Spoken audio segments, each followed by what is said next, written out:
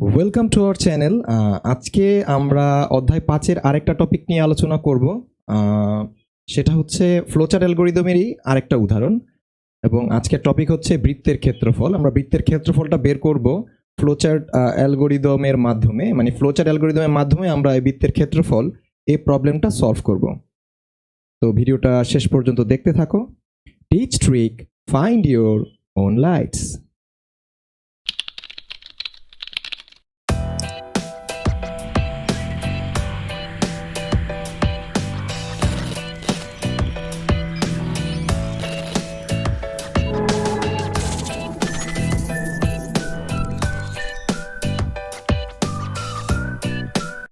আচ্ছা, বৃত্তের ক্ষেত্রফল এটা ফ্লোচার্ট অ্যালগরিদমটা তুমি যদি সলভ করতে চাও তাহলে তোমাকে অ্যাট ফার্স্ট বৃত্তের ক্ষেত্রফলের ফর্মুলাটা জানতে হবে। এখন কেউ যদি বৃত্তের ক্ষেত্রফলের ফর্মুলাটা না জানো তাহলে তুমি ভেরিয়েবল বা চলক কোনটা ধরবা বা কিভাবে কি করবা বা কনস্ট্যান্ট কিছু আছে কি না সেই বিষয়গুলো কিন্তু তুমি বুঝতে পারবা না, তার মানে তুমি এটা সলভ করতে পারবা না। তো প্রোগ্রামিং যতই তুমি নিয়ম জানো বা ফ্লোচার্ট অ্যালগরিদমে তুমি যতই সিম্বল জানো যে কোনটা দিয়ে কী কাজ করে বা কীভাবে স্টেপ বাই স্টেপ লিখতে হয়, সেটার থেকেও বড় ইম্পর্টেন্ট কাজ হচ্ছে যে তোমার প্রশ্নটা যেটা থাকবে বা প্রশ্নটার যেই সলভটা চাইবে সেই সলভের তুমি বিষয়টা সম্বন্ধে তোমার ধারণা আছে কিনা। এখন তুমি যদি বৃত্ত সম্বন্ধে কোনো ধারণা না থাকে বা বৃত্তের ক্ষেত্রফল সম্বন্ধে তোমার ধারণা না থাকে তাহলে কিন্তু তুমি এটা সলভ করতে পারবে না। তো চলো আমরা বৃত্তের বেসিকটা একটু তোমাদের দেখাই। তো আমি একটা কম্পাস দিয়ে তোমাদেরকে বৃত্তর ব্যাপারটা দেখাচ্ছি ছোট করে, তোমরা একটু মনোযোগ দাও। দেখো আমি এখানে একটা সার্কেল এখন একটা আঁকবো। এখন এই সার্কেলটা, এই একটা সার্কেল আঁকলাম, ঠিক আছে। এখন এই সার্কেলের তোমার কি করব, আমি হচ্ছে একটা ব্ল্যাক কালার নিই, একদম পারফেক্ট আঁকার চেষ্টা করতেছি। এর বরাবর আমি একটা চাপ মানে ব্যাসার্ধ ব্যাস দিলাম আর কি, ব্যাস। এখন তোমরা জানো যে সেন্টার থেকে একটা বৃত্তের যে কোনো স্থানে বা যে কোনো জায়গায় যে চাপটা নিব আমরা, দূরত্বটা সমান হবে সব সময়। যে একটা সেন্টার থেকে যে কোনো স্থানের দূরত্ব বৃত্তের ক্ষেত্রে সমান হবে, তাই বলে তো এটা বৃত্ত, ঠিক না? তো আমি সেন্টার থেকে আমি একটা চাপ নিলাম, ধরো এদিকে বা এদিকে, যেদিকে আমি চাপ নিই সব ক্ষেত্রে দূরত্বটা সমান হবে। ধরো আমি এদিকে নিলাম। এখন ব্যাস এবং ব্যাসার্ধ এই নলেজটা লাগবে।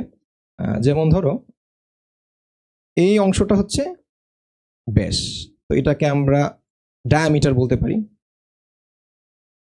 তাহলে আমি যদি এটাকে ডিনোট করি, ধরো হলুদ মার্কার দিয়ে ডিনোট করলাম, তার মানে এটা হচ্ছে ডায়ামিটার।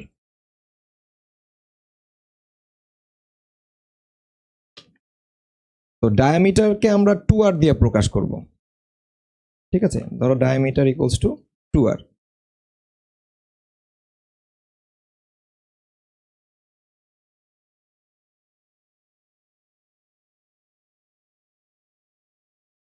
আর এই যে অংশটা, বা এটা যদি আমি হাফ পোর্শন নেই, ধরো এই পোর্শনটা যদি নিই আমরা, এই পোর্শনটা কিন্তু ব্যাসার্ধ, বা আমি যদি এটাও নেই, এটাও কিন্তু ব্যাসার্ধ মানে রেডিয়াস। সো এইটাকে আমরা ধরো প্রকাশ করলাম হচ্ছে,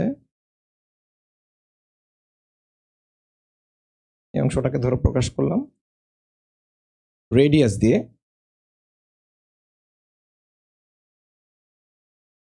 যেটা হচ্ছে আর, বড় হাতেরই দিলাম। তো এইটা হচ্ছে ডায়ামিটার মানে ব্যাস এবং ব্যাসার্ধের হিসাব গেল। তো এটা বুঝলাম। এখন ক্ষেত্রফল মানে হচ্ছে কি, এই টোটাল অংশটা কতটুক জায়গা দখল করেছে সেইটা, ঠিক না? তো এখন আমরা এরিয়াটা লিখবো। তাহলে আমার এরিয়া সূত্রটা হচ্ছে area equals two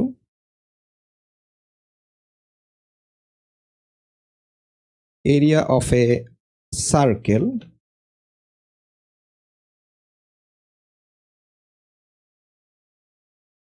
equals to, আমরা জানি যে 22/7 যেটা হচ্ছে পায়ের মান, ইন্টু আর ইন্টু আর, মানে বৃত্তের ক্ষেত্রফল হচ্ছে পাই আর স্কোয়ার। তো আমরা এইটাকে এইভাবে দিতে পারি যে পাইও লিখতে পারি, পাই ইন্টু আর ইন্টু আর। এখানে আমরা আসলে 3.1416 মানটাও দিতে পারি, কারণ 22/7কে ভাগ মানে যদি 22/7 করি তাহলে তার ভ্যালু আসে হচ্ছে 3.1416 ইন্টু আর ইন্টু আর। তো এইটা হচ্ছে সার্কেলের ক্ষেত্রফল, ঠিক আছে।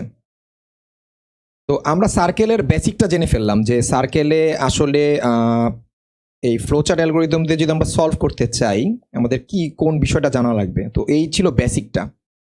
তো এবার আসো আমরা দেখব হচ্ছে সার্কেল দিয়ে যে ফ্লোচার্ট অ্যালগরিদমটা সেই বিষয়টা। তো আমি এভাবে প্রত্যেকটা ফ্লোচার্ট অ্যালগরিদমেরই বেসিক জিনিসটা আলোচনা করে তারপর হচ্ছে ফ্লোচার্ট অ্যালগরিদমটা করাবো, যাতে মানে ক্লাস মানে সর্বগ্রুপের সবাই যাতে এটা বুঝতে পারে তার জন্য। আচ্ছা, তাহলে এইবার চলো আমরা ফ্লোচার্ট অ্যালগরিদমটা দেখি। ওকে, বৃত্তের ক্ষেত্রফল নির্ণয়ের জন্য একটি ফ্লোচার্ট ও অ্যালগরিদম লিখো। আমি একটা প্রশ্ন এখানে উপরে লিখেছি। তো পরীক্ষাতে তোমাদের সৃজনশীল যেহেতু আসবে সেহেতু দুইটাই আসবে না, যে কোনো একটা পরীক্ষায় চায় আসলে, হয় ফ্লোচার্ট আসবে অথবা অ্যালগরিদম আসবে গয়ের জন্য, আর ঘতে হচ্ছে সি প্রোগ্রামিং থেকে প্রশ্ন করে।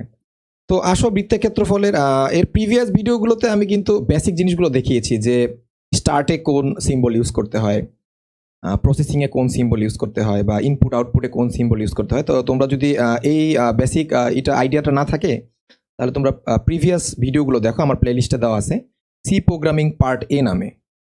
আচ্ছা, তাহলে আমি শুরু করি। তো প্রথমে ফ্লো চার্টের স্টার্ট করলাম। আমরা স্টার্ট করার জন্য হচ্ছে আমাদের এই সিম্বলটা দিতে হয়।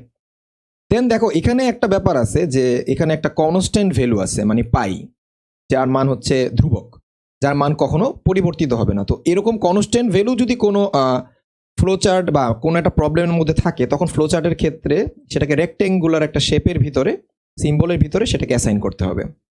দেন হচ্ছে তুমি ইনপুট দিবা। এখানে দেখো আমরা যে পাই আর ইন্টু আর করছিলাম, এখানে আমাদের একটাই ভেরিয়েবল আছে, সেটা হচ্ছে আর। এই চলকের মানটাই জাস্ট খালি চেঞ্জ করতে পারবো আমরা, যখন খুশি যে কোনো মান বসাতে পারবো, এজন্য সেটা হচ্ছে চলক। আর ভেরিয়েবল বিষয়টা হচ্ছে যে তার মানকে আমরা চেঞ্জ করতে পারবো, কিন্তু কনস্ট্যান্ট যেটা পাই তার ভ্যালু কিন্তু আমরা চেঞ্জ করতে পারবো না।